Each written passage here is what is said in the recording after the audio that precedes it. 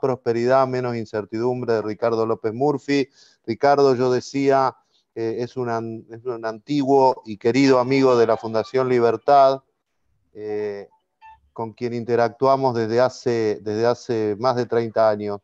Es una persona que contribuyó enormemente al desarrollo de nuestra organización, pero también, lo que es más importante aún, es una persona que ha contribuido mucho a intentar clarificar los debates de políticas públicas, no solo en economía, ¿no? Siempre recuerdo cuando fue candidato a presidente en el 2003, que Ricardo tenía un plan social extraordinario, extraordinario realmente, ¿no? Creo que si en lugar de haber hecho esto que hemos hecho en la Argentina desde un poquito antes de 2003, todo este esquema de planes y de subsidios, un poco así a troche y moche, como quien dice, hubiéramos hecho algo de lo que proponía Ricardo, otro sería el destino del país.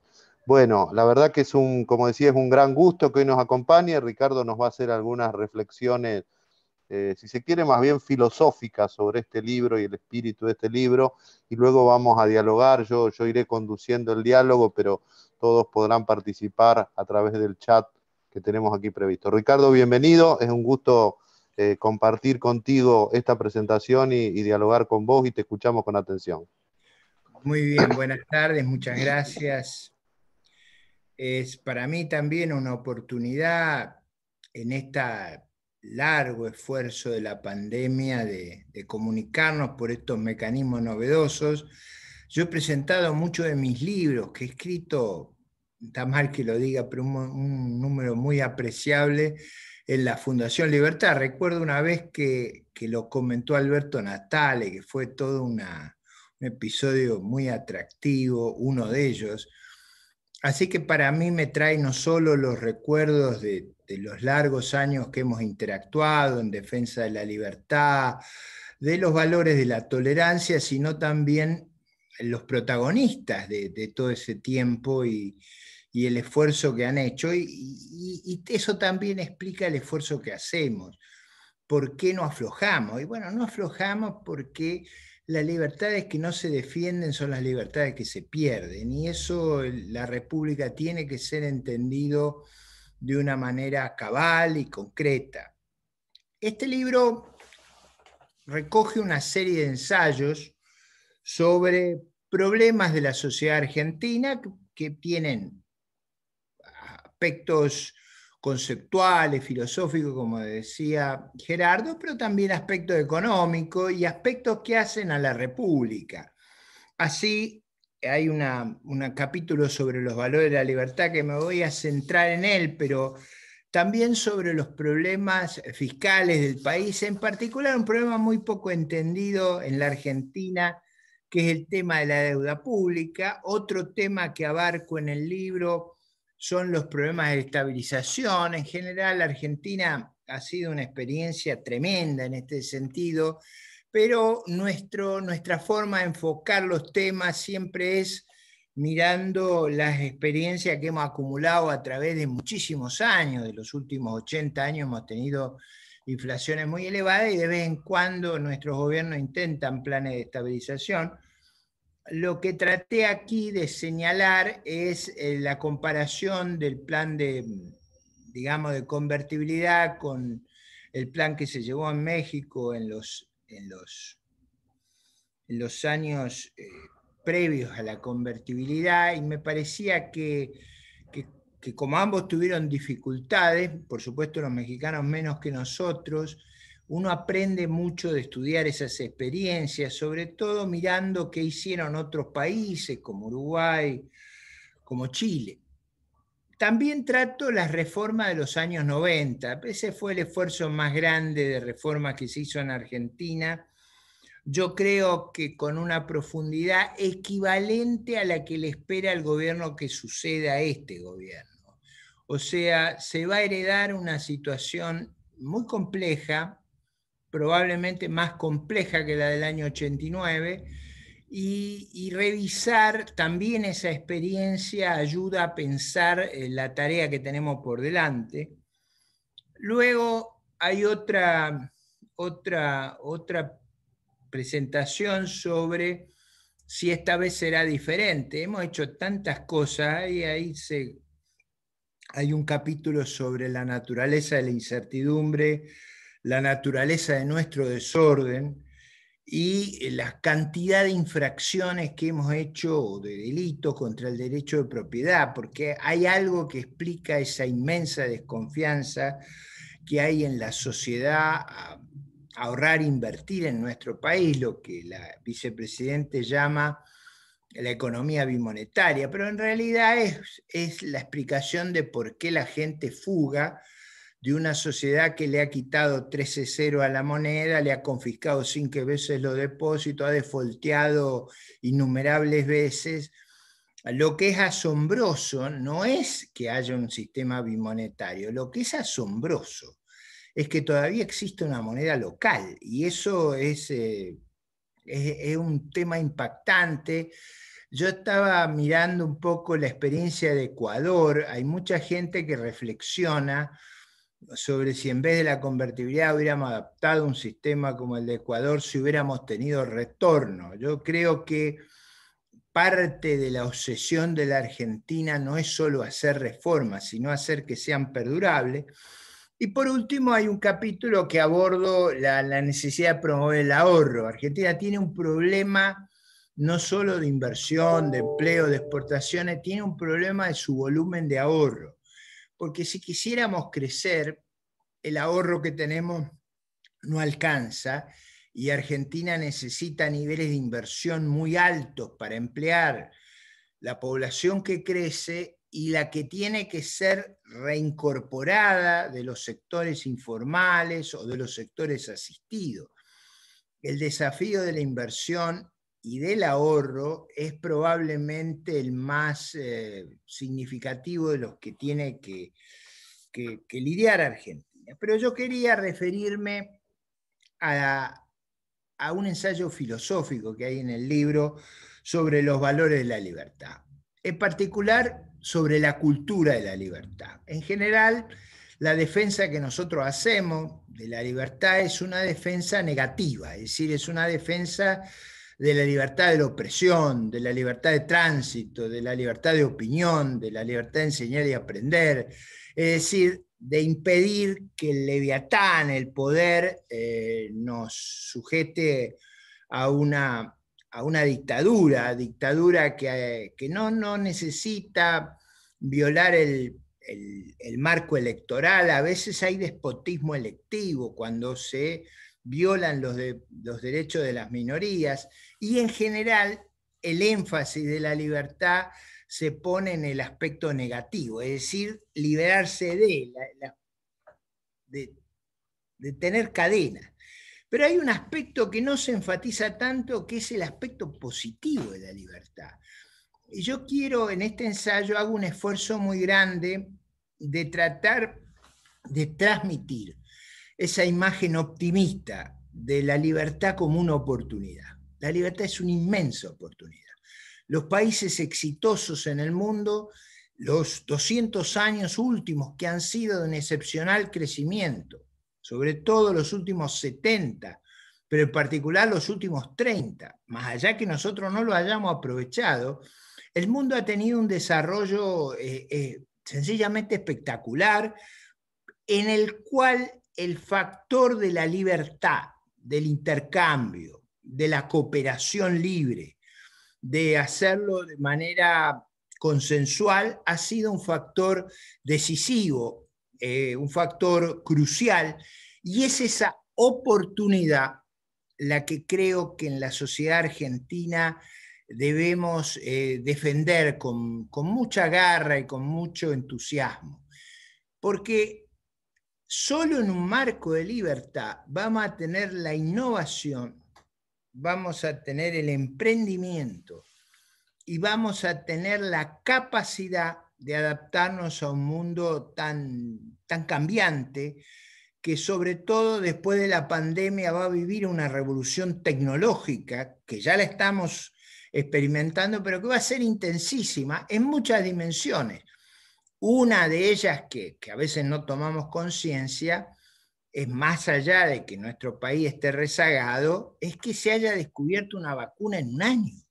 y que se haya podido vacunar masivamente. Y hoy todos estamos preocupados si la vacuna tiene contraindicaciones, pero claro, la contraindicación de pescarse la enfermedad es mucho más grave. Entonces, en estos dilemas, a mí me tiene asombrado el ritmo de cambio tecnológico, ni digamos lo que es esta posibilidad de hacer las conferencias prácticamente sin movernos y que pueda participar gente de todo el país. El segundo aspecto que yo hago mucho énfasis es en el gobierno de la ley. ¿Qué es básicamente el gobierno de la ley? Es que la acción coactiva está circunscripta a los límites legales y constitucionales, y que no puede haber, y esto es muy importante, legislación retroactiva. Por supuesto no la puede haber en materia penal, aunque desgraciadamente en el país eso ya se ha impuesto. Tampoco la puede haber en materia económica. Uno no puede ir para atrás, no puede pretender que los contratos que uno tiene que cumplir son posteriores a la fecha que hemos iniciado las operaciones. Siempre tiene que haber la lógica de la legalidad, y la legalidad es no retroactiva. Eso, si uno puede cambiar las reglas de juego, no hay juego posible. Yo alguna vez, comentando para popularizar estas ideas, hacía el planteo de, por ejemplo, que nosotros pretendamos jugar al fútbol con reglas que no son las que aplicamos a los otros equipos. No hay intercambio posible bajo un sistema donde no haya estabilidad de las reglas y las reglas tengan el carácter de no retroactividad, que no puedan cambiar arbitrariamente los resultados. El tercer elemento es el gobierno limitado. La cuestión decisiva en las sociedades modernas es que el gobierno no sea intrusivo. Un gobierno intrusivo es un gobierno que dilapida sus recursos. Yo leía hoy, preparando esta explicación, textos de Alberdi. A mí Alberdi me sigue subyugando por su lucidez. Y una de las cuestiones centrales que Alberdi enfatiza cuando arma nuestro edificio institucional es la necesidad de un gobierno limitado. Limitado no solo por el conocimiento, por la aptitud, sino por el inmenso costo que tiene que financiar un gobierno grande.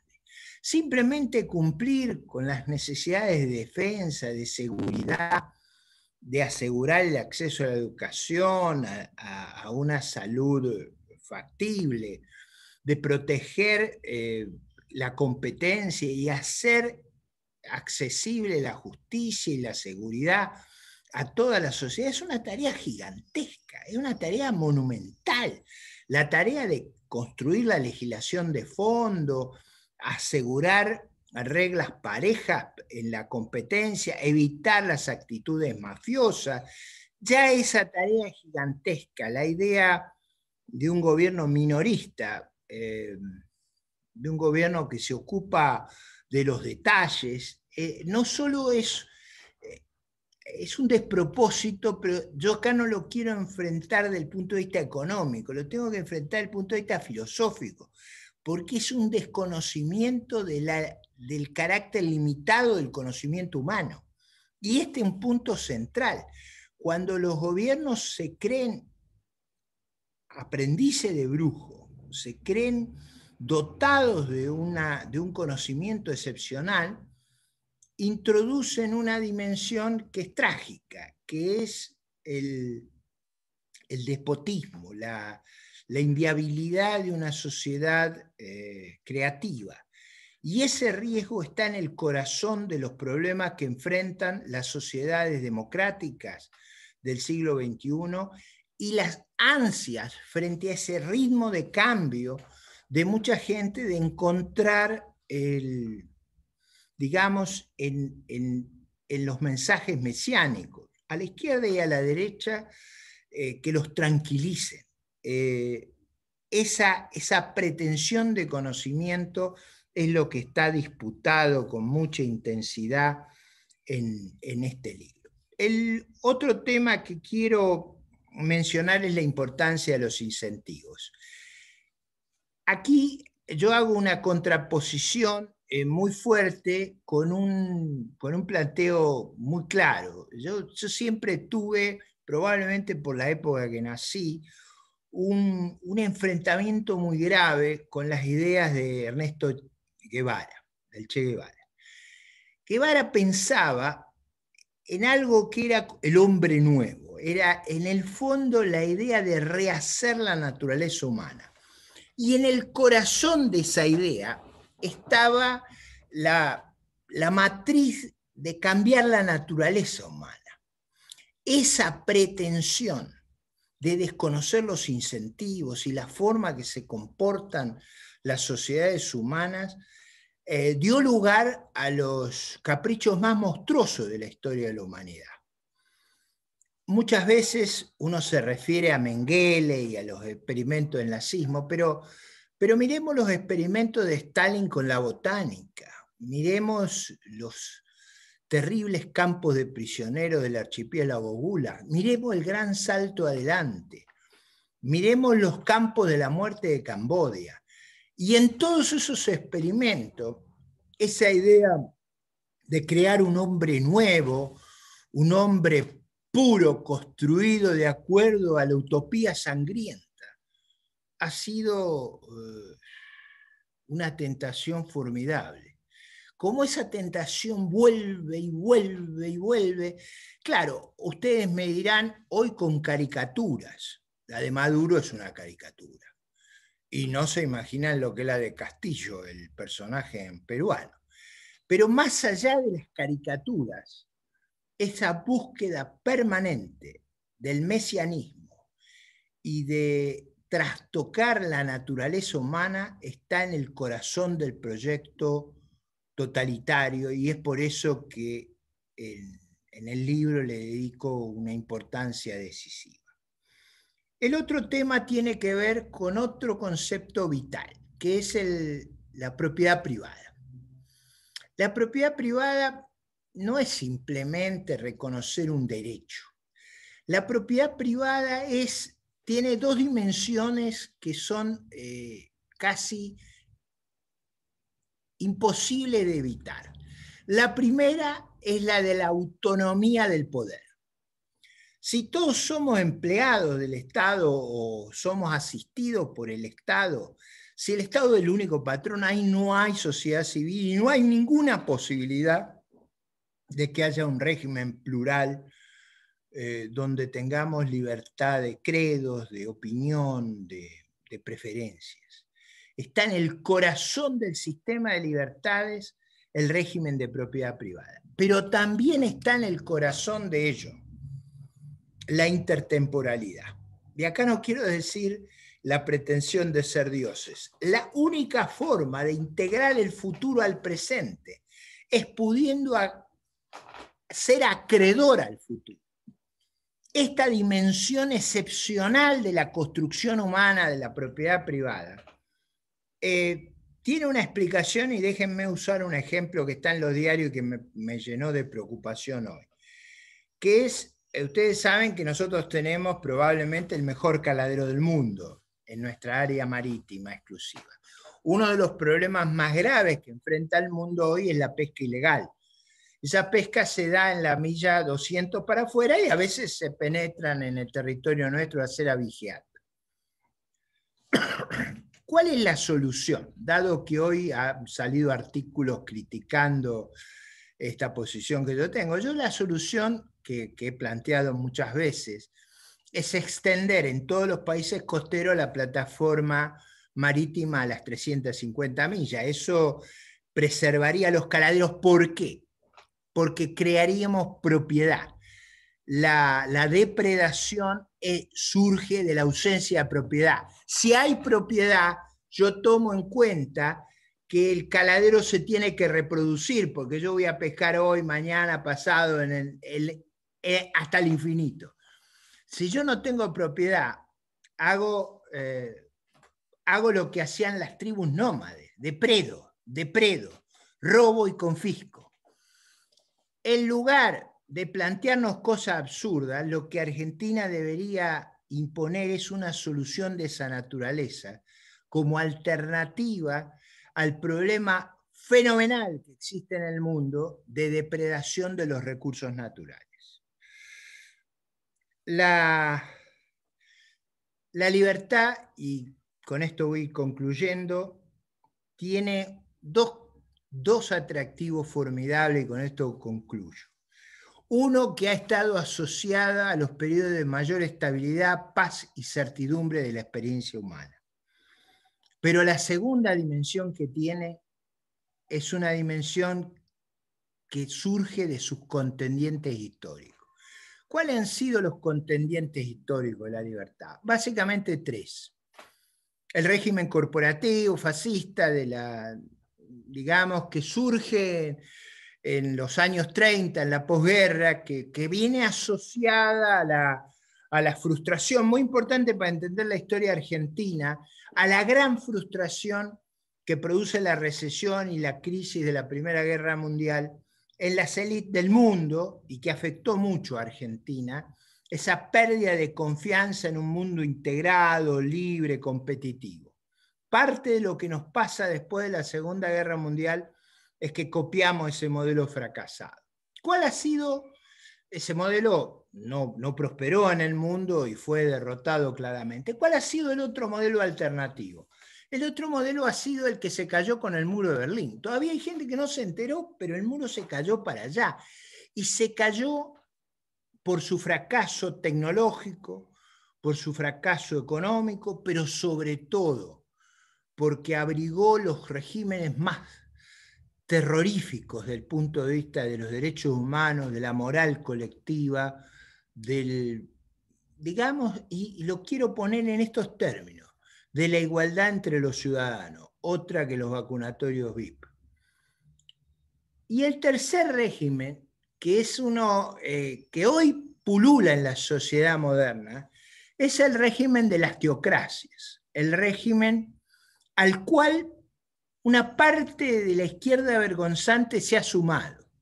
Yo no sé si ustedes han observado la alianza del régimen teocrático financiando todas las aventuras extremistas por supuesto, del socialismo del siglo XXI, pero también de Podemos y de los demás regímenes en el mundo que se asocian a lo más retrógrado de las ideas sobre la libertad.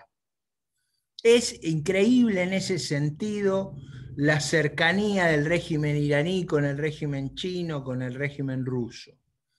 Si hay algo que quería cerrar hoy mi exposición es decirles a todos, el libro los va a ayudar a entender por qué no tenemos que rumbear para ese lado. ¿Por qué no tenemos que rumbear para un lado muy peligroso para la Argentina, que es en este estado de debilidad asociarnos a China, a Rusia y a Irán? Ese régimen institucional implica en materia filosófica la pérdida de todas las libertades humanas, y espero que todos lo comprendan, en particular aquellos que muchas veces han simpatizado con esas ideas que hoy los llevan a las persecuciones más feroces. Espero, Gerardo, haber motivado el intercambio, haber contado uno de los capítulos del libro y haber generado las preguntas que espero son necesarias a estas actividades que nos permiten intercambiar opiniones y, sobre todo, fortalecer nuestra convicción de defender nuestros derechos. Muchas gracias.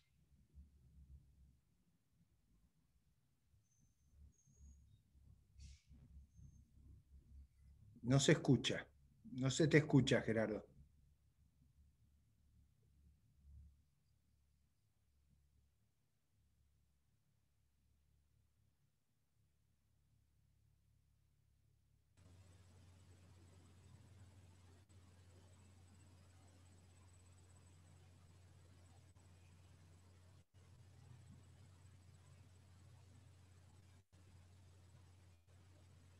No sé por qué está trabada en mí la pantalla. Sí, Gerardo, buenas tardes. Gerardo, está desbloqueado el micrófono, pero no estamos escuchando, Ricardo.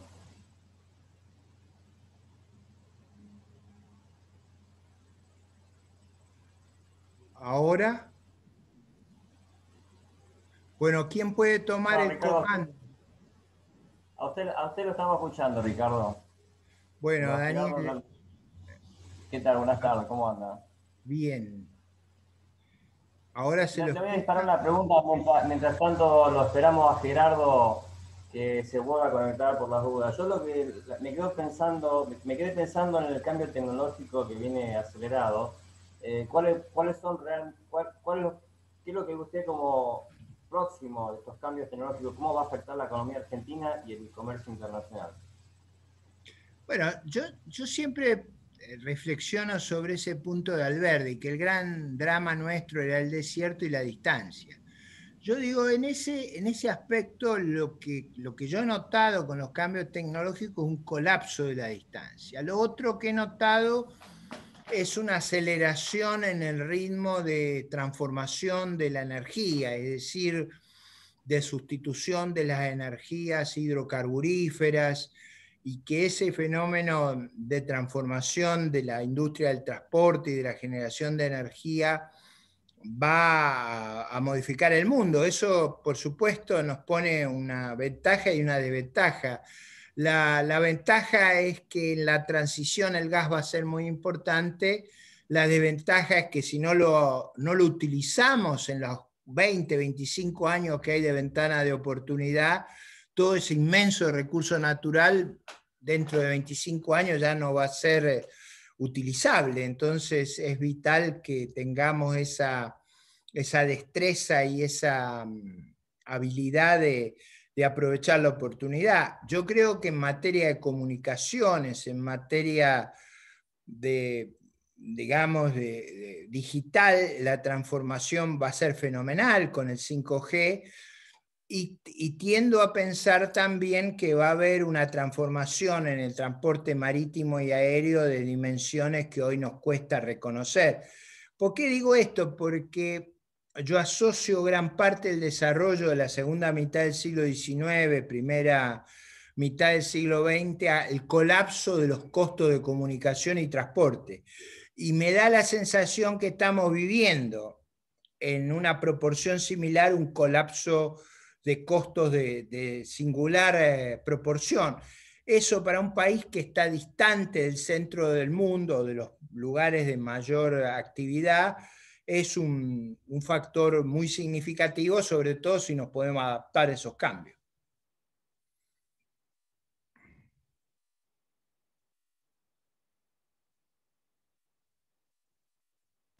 Perfecto, perfecto. Vamos a ver, Gerardo, si ya volvió con el audio. Gerardo, ¿te podemos escuchar?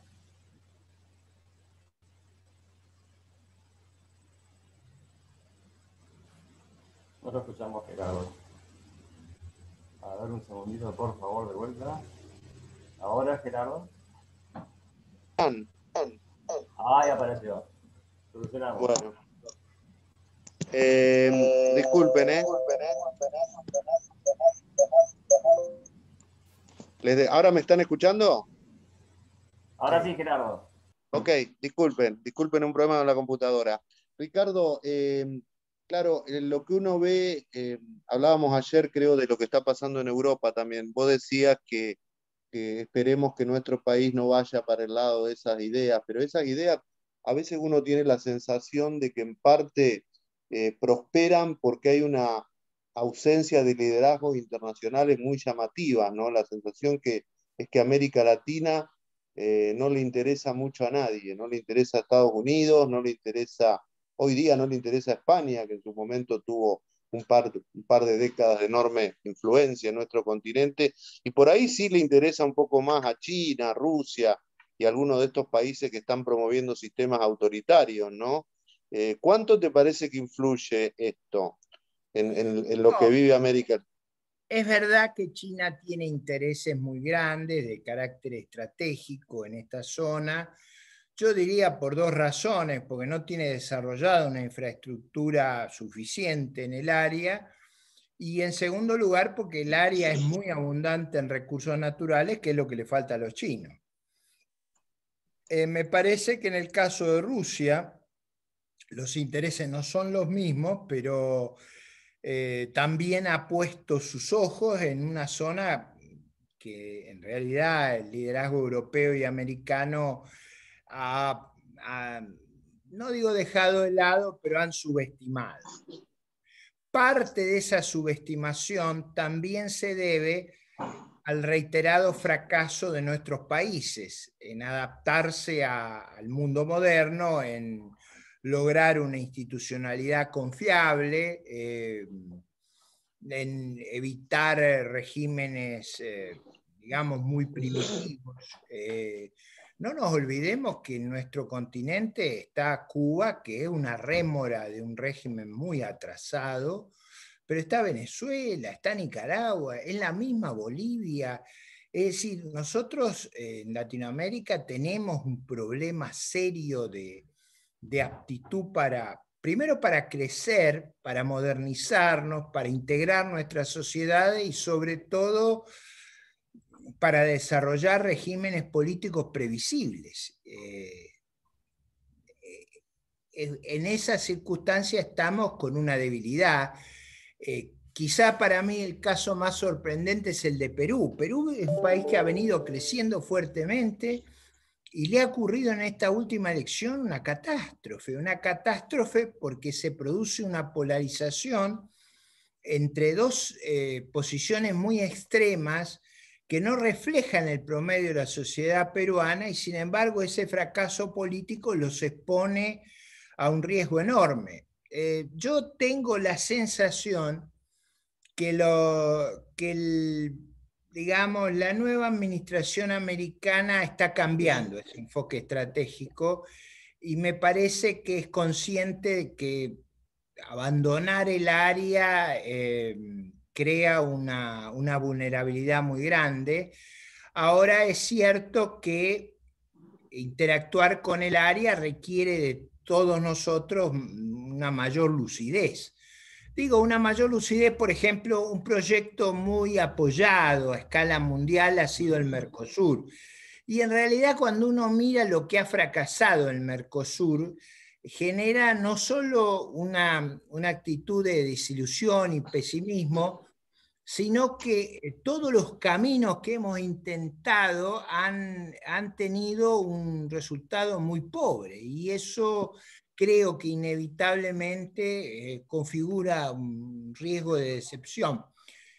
Como en otras cosas de la vida, lo peor es que nos ignoren. Creo que la ofensiva de los chinos y de los rusos va a obligar a los demás a prestarnos atención, pero espero que en ese proceso no perdamos nosotros la lucidez de ver los costos que tiene una equívoca alineación en el horizonte mundial. Ahora, es verdad, Ricardo, que tenemos a Venezuela, tenemos a Bolivia y tenemos a Argentina, pero también es verdad que pocas veces se ha visto un continente, y tenemos la incertidumbre de Perú, pero también es verdad que pocas veces se ha visto el continente tan volcados a gobiernos de centro derecha, en algunos casos de centro más bien liberal, como nos gusta a nosotros, como esperamos que sea Lasso, en otros casos una derecha un poco más populista, al menos a mi criterio, como la de Bolsonaro, a pesar que tiene un gran ministro de Economía. Digo, está muy variado esto del continente, ¿no? No estamos como hace 15 años cuando Brasil lo gobernaba Lula, Chile Bachelet, Paraguay incluso Lugo, en Argentina los Kirchner, Evo, Ortega, Correa. Pareciera que hoy está como más centrada la cosa, ¿no? No, es verdad que el fracaso de esos regímenes, y yo subrayo el de Venezuela y Cuba, es muy ostensible. Yo siempre refiero a la experiencia de algunos cubanos que viven en República Dominicana y que cuentan que Cuba era 5 veces dominicana y hoy es el 70% dominicana. Probablemente no haya un fracaso equivalente al de Cuba a lo largo de 60 años. Lo que hizo Maduro y Chávez fue hacerlo más rápido. Pero, digo, más allá de su fracaso, la elección de Perú a mí me preocupó que gente ligada a estas ideas tenga una performance electoral cuando es tan ostensible el fracaso. Entonces, es verdad que hay luces más positivas, es verdad que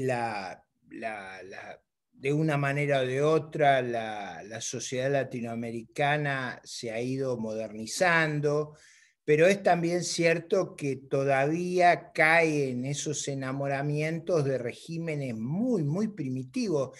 Yo los invito a ustedes a escucharlo a Castillo, este candidato. Es difícil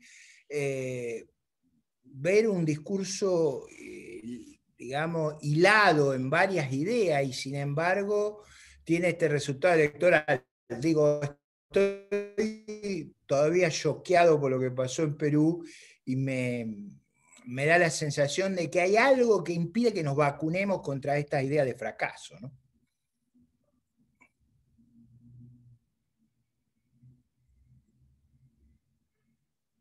Está muteado, Gerardo.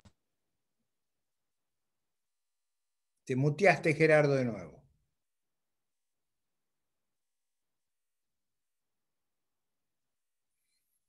No le llegó el cambio tecnológico a la computadora de Gerardo. O en Rosario tenemos problemas de la civilización digital. Debe ser el enfrentamiento de Cristina con los sectores productivos. Ahí está. Pero no, pero disculpen.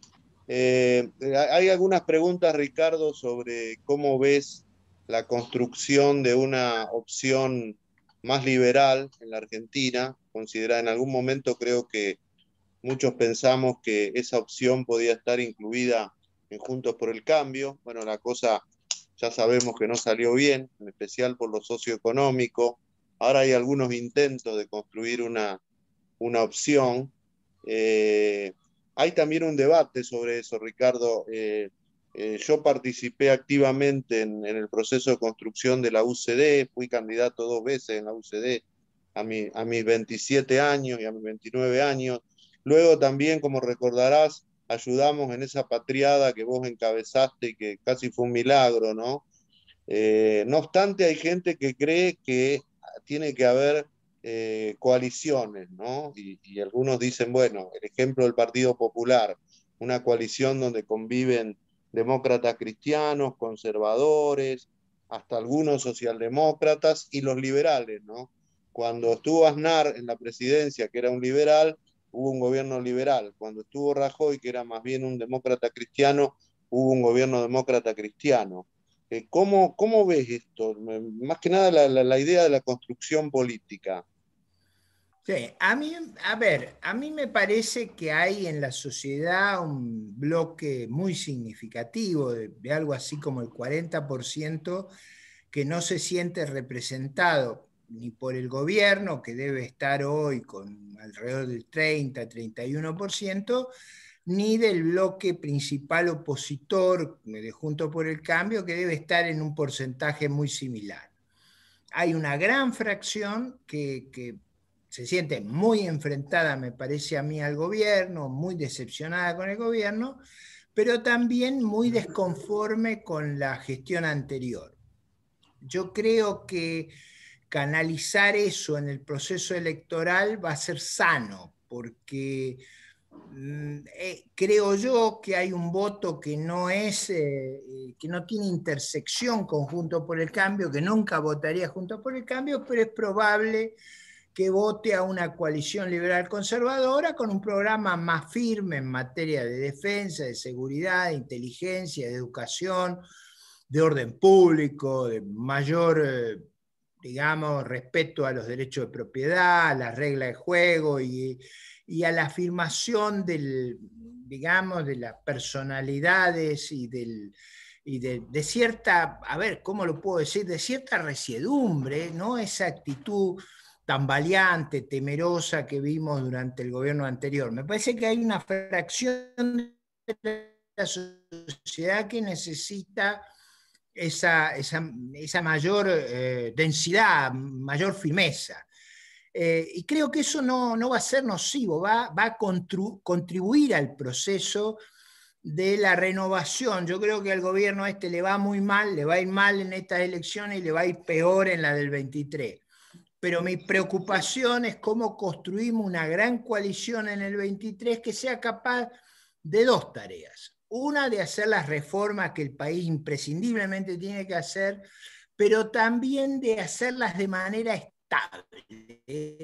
Es decir, que las reformas no sean reversibles en la próxima administración. Para eso hay que construir dos cosas: un gobierno exitoso y una mayoría estable, es decir, en el sentido que aunque roten los protagonistas, estas cuestiones centrales no puedan ser alteradas. Yo diría algo similar a lo que le pasó a Chile entre 1990 y el 2015 o 2014. Esos 25 años tan significativos que le dieron esa ventaja y que creo yo que han informado la política uruguaya. En eso, una cosa es defender nuestro punto de vista y otra es no entender que en el 23 vamos a tener que ser parte de una gran coalición y, como tú señalabas, vamos a reflejar matices muy amplios.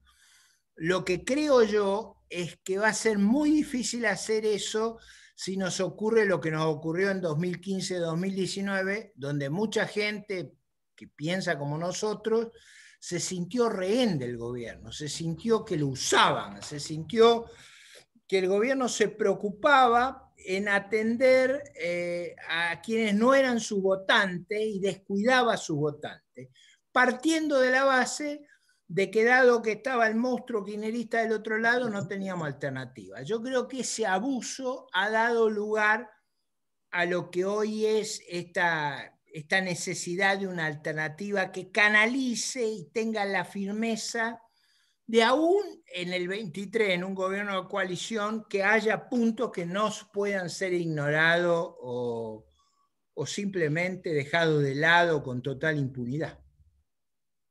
¿Cómo crees que va a ser el derrotero económico de la Argentina en los próximos meses, Ricardo, en lo que va en este año, digamos así, ¿no? ¿Vos prevés como mucho una suerte de Yo digo, desastre alguna económico? recuperación de la brutal caída del año pasado va a haber? Yo creo que no solo en la Argentina, yo creo que a nivel mundial se ha subestimado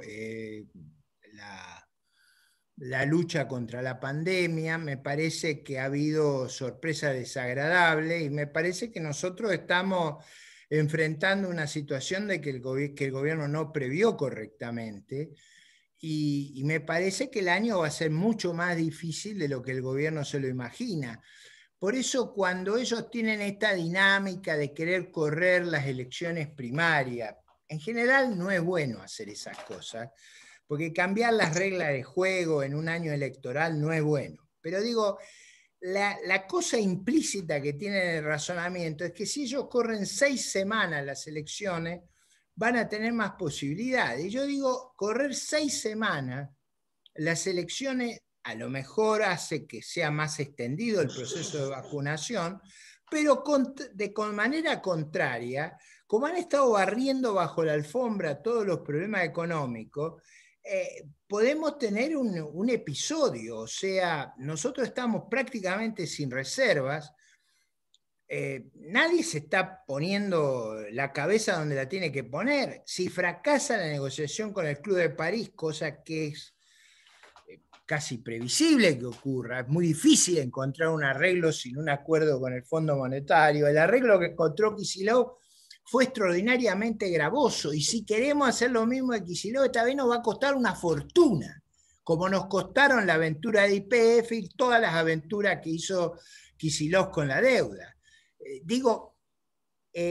Yo veo un escenario de alto riesgo por la fragilidad de las reservas, por el enorme crecimiento que ha habido de las deudas del Banco Central y de la deuda interna, y basta que un día alguien diga, pero ¿cómo puede ser que yo antes tenía 45.000 millones y ahora tengo 80.000 millones de dólares? El día que alguien lo piense y quiera cambiarlo, ahí tenemos un problema inarreglable. Por eso,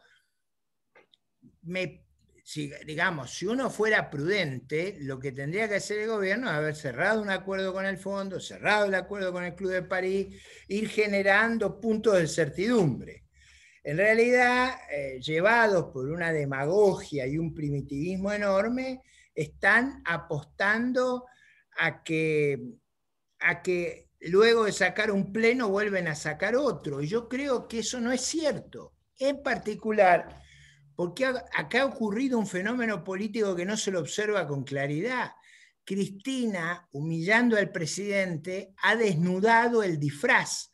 Acá estamos como en los cuentos de Andersen. La gente se dio cuenta que el rey está desnudo. La gente se dio cuenta que quien está es Cristina. Y si hubiera sabido eso en el 19, jamás hubieran ganado la elección. Entonces, la maniobra inteligente de esconderse detrás de Fernández y Massa en el 19, ahora se ha abierto a la sociedad. Más la pandemia, más la fragilidad, a mí me parece que el riesgo de que ocurra un episodio es enorme. Ricardo, si a todos los problemas que tenemos le agregamos un episodio cambiario, son, como diría un escritor muy simpático de Argentina, yo los veo eligiendo entre nicho y tierra. a mí me decía hace unos días en Madrid, una comida, tuve la suerte de tener con el presidente Aznar, él me decía que el problema de Macri y de muchos gobiernos en América Latina, pero en particular en la Argentina, es que provocaban un cambio de gobierno, pero no un cambio de régimen, y que la Argentina necesitaba un cambio de régimen, más que un cambio de gobierno, cosa en la que creo que seguramente coincidiremos. Ahora, para hacer ese cambio de régimen, hace falta dar las famosas batallas culturales o debates culturales, que yo creo que Cambiemos desistió de hacerlo, ¿no? No sé por qué razón, hay explicaciones que ellos dan, pero ellos desistieron de hacer esos debates culturales, ¿no? En cosas tan elementales como el nivel de gasto público, las políticas tributarias, el sistema sindical, la integración económica al mundo. Hubo cosas, creo que sí, donde trataron de avanzar, pero esos debates culturales tan esenciales no se plantearon, se dieron por perdido, para decirlo de alguna manera, ¿no? Pero yo creo que eso no fue casual, eso fue fruto de una estrategia equivocada, por un diagnóstico equivocado. A ver, yo tengo la idea de que ellos pusieron ministros que tenían una lógica que era no hacer cambios. O sea, a ver, Triaca tenía alumno mío, yo lo conozco bien, él tenía la idea de que el gobierno tenía que tratar de llevarse bien con los sindicatos, que no podía precipitar una reforma previsional y que tenía que tratar de que no hubiera conflicto. La ministra de Desarrollo Social tenía la idea que tenía que ampliar los planes sociales. El primer ministro de Hacienda tenía la idea de que no había que producir ninguna corrección significativa. Partiendo de ese diagnóstico, es un milagro que no haya sido peor la situación. Ahora, la pregunta que nos tenemos que hacer, la verdadera, no es el error, es por qué se comete ese error. Y yo creo que detrás de ese error hubo un sueño que en la Argentina ocurre siempre, que es la idea de ser el partido del presupuesto. Ellos creyeron que el resto estaba desarmado y que podían capturar un control hegemónico del partido del presupuesto.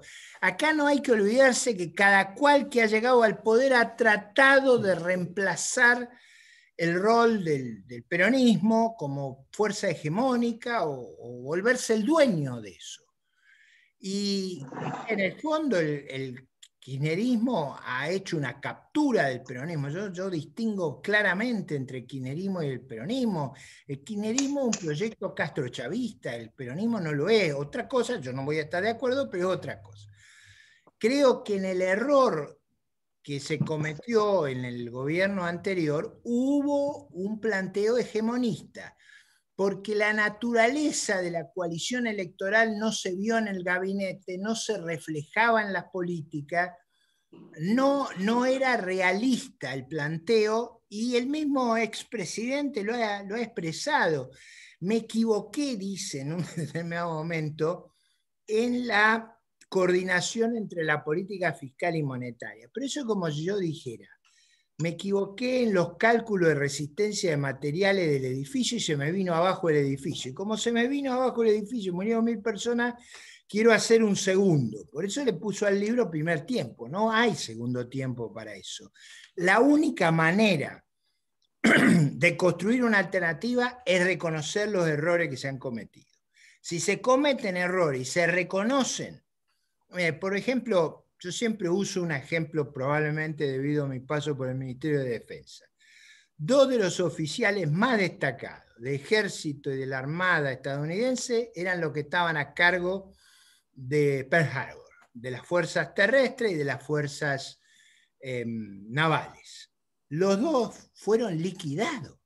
No hay margen para reiniciar la acción con los que fracasaron. Ahora, eso requiere una narrativa que entienda el problema, y yo coincido con el presidente Aznar que se necesitaba un cambio muy grande que probablemente hubiera requerido aceptar que había que hacer una coalición más grande al comienzo del gobierno. Pero eso implicaba que no se podía tener la actitud monárquica con la que se gobernó.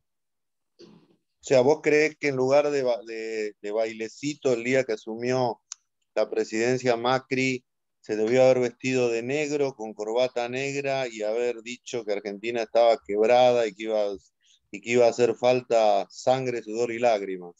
Bueno, eso era inevitable. Eso, yo diría que la informalidad y la pérdida de solemnidad no son buenas. O sea, yo creo que es vital conservar ciertas formas y le hace bien al país conservar ciertas formas.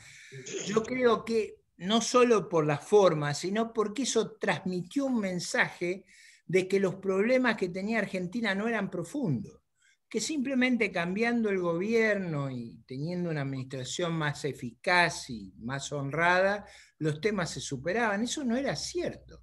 Argentina se había descapitalizado, había creado a lo largo de muchos años una cultura perversa en contra del trabajo, en contra del ahorro, en contra de la responsabilidad, y que reformar eso iba a ser muy laborioso, pero que también requería un consenso muy grande, y me parece a mí que no se acumuló fuerza para esa tarea. Bueno, Ricardo, estamos llegando casi al final. Yo recuerdo cuando vos fuiste ministro de Economía de la Rúa, esas 2 semanas que fuiste ministro, estábamos muy cerca. Recuerdo que una de las pocas salidas en la radio que hiciste fue con nuestro programa Fondo en Rosario. Y después, bueno, vos te fuiste, apareció como el Salvador Cavallo, como el presunto Salvador, ¿no? Pues ya sabemos cómo terminó. Eh, y vos quedaste un poco golpeado de tu salida del ministerio, ¿no? Y me acuerdo que algunas personas decían, bueno, Ricardo tiene un futuro político muy complicado ahora. Sin embargo, un año después, un año y chirola después, en ese desastre económico que hubo, emergiste nuevamente como una figura. Y bueno, y estuvimos, podría decir yo, porque yo también participé mucho de esa campaña, ahí nomás de una cosa milagrosa, ¿no? ¿Vos creés que hay espacio para, con vos o con otros dirigentes, que se repita una experiencia así? ¿Creés que el país puede tener la apertura que en ese momento tan raro, ese momento del año 2003, un momento casi peruano, podría decir uno, ¿no? Porque había en un momento 5 fuerzas políticas que estaban entre el 15 y el 20% de los votos? ¿Vos creés que en algún momento se puede volver a abrir un panorama como para que el tablero político argentino cambie diametralmente, o seguiremos así con estas dos coaliciones un rato largo?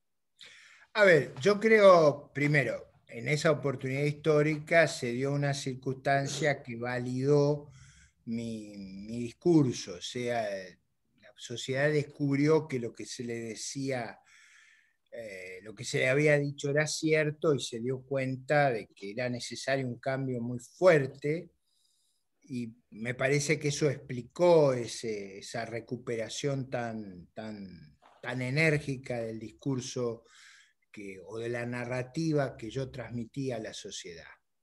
Pero olvidémonos de mi rol y del pasado. Me parece que la Argentina está enfrente a un divorcio de agua. ¿En qué sentido? Las oportunidades que tiene el país hoy son fantásticas. Los precios nuestros son espectaculares. Las condiciones externas del país son formidables y estaría en condiciones de tener una recuperación sencillamente espectacular si, como a mediados del siglo XIX, la sociedad reconoce que, Alberti decía, Rosa es antagónico al desarrollo de la fuerza productiva. Yo digo, el kirchnerismo es antagónico al desarrollo de la fuerza productiva, y a mí me parece que está surgiendo en la sociedad un reconocimiento de ese problema, de la inviabilidad de exprimir cada vez más a un sector más pequeño que trabaja, que paga los impuestos para financiar una masa que cada vez más grande que se va empobreciendo, empequeñeciendo los que producen. Yo creo que hay conciencia de eso, y hay capacidad de reacción, y hay oportunidades, y mi sensación es que la caída en las encuestas dramáticas del gobierno están asociadas a esa percepción. Ahora, no quiero que eso se entienda diciendo que nos van a mirar a nosotros. Ojalá fuera así, pero quiero transmitir que tenemos que tener la apertura y la generosidad de reconocer las oportunidades, pero también de ser cooperativos. Por eso yo quiero que todos entiendan que en mi discurso soy muy cuidadoso con descalificar las opiniones de la oposición. O sea, salvo que las preguntas me obliguen a hacer alguna explicación, va a ser muy difícil que ustedes vean que apunto a algo distinto que no sea al kirchnerismo. Yo lo que creo que es crucial hoy es que nos liberemos de esa ideología oscurantista. Liberados de eso y dispuestos a construir una alternativa como se supo hacer en la segunda mitad del siglo XIX, yo veo una oportunidad magnífica. A esa oportunidad, no nos engañemos, no vamos a hacer una utopía al gusto nuestro, un traje a medida de nuestras opiniones. A mí me parece que si nosotros podemos construir un gobierno parecido al de la calle Pou, en el sentido de una coalición amplia, capaz de gobernar, capaz de generar expectativas razonables y de ofrecer un futuro lleno de esperanza y de aprovechar las oportunidades, porque el incidente entre la calle y el presidente de Argentina el otro día, ¿qué le dice la calle? No se vuelva un lastre para nosotros, no nos obligue a no aprovechar las inmensas oportunidades que hay en el mundo. Y yo digo, en vez de decirlo la calle, lo tendrían que decir nuestros líderes, nosotros, este punto. Esta estrategia que estamos siguiendo es un lastre para nuestro desarrollo, y hay una oportunidad enorme, volviendo a un régimen que respete la República, cautele el orden que tiene que prevalecer en todas las sociedades, premie el mérito, el esfuerzo, el talento, el buen comportamiento, y sepa reconstruir entre nosotros la autoestima y la capacidad de creernos dueños de nuestro futuro. Si somos y si tenemos la inteligencia de transmitir eso, vamos a ser muy eficaces para que haya una alternativa. Yo cometería una tontería si no reconociera que mi tiempo, yo por edad, he cumplido un periodo. Voy a estar siempre disponible para ayudar a mi patria, pero sería una tontería que nos volviéramos autorreferenciales. Hoy la República necesita de la máxima generosidad, del mayor talento, del esfuerzo más comprometido, pero también de reconocer que no es por una cuestión de egos o de protagonismo que hacemos esto. Lo hacemos porque es una inmensa oportunidad y porque, como decía en el libro, nos queremos liberar de los riesgos de una tiranía y nos queremos abrir a los beneficios de la libertad. Ese es el esfuerzo que estamos haciendo. Ricardo, muchas gracias realmente. Hay muchísimos elogios a tu discurso y felicitaciones en el chat. Les agradecemos mucho a todos por acompañarnos. Les pido disculpas por algunos problemas técnicos que tuvimos, sobre todo de mi parte.